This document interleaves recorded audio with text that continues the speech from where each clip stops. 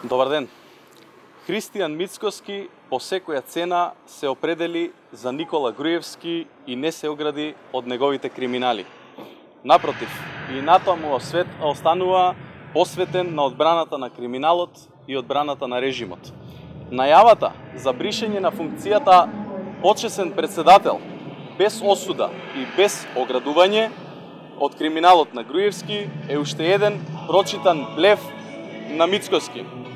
Блеф е и наводната продажба и донирање на парите од продажбата на Белиот дворец зад мене, изграден во време на најголемата сиромаштија.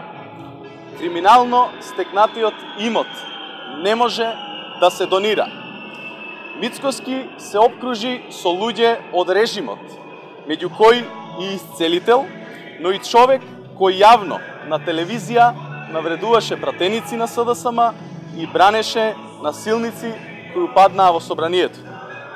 Александар Климовски, стратешкиот советник на Мицкоски, во директен пренос додека траеше упадот во собранието, безобразно ги навредуваше пратениците на СДСМ и председателот Заев.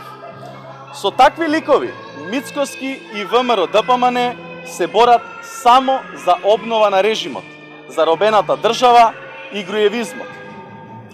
Лажните преродби и обновата се стариот крив пат на Груевски и Мицкоски.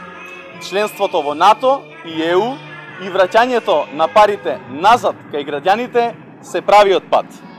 Мицкоски може да се сили колку сака. По неколку изборни порази, тој и неговата партија можат да се спремат само за подлабоко во опозиција и пораз на наредните избори кога тие да се одржат.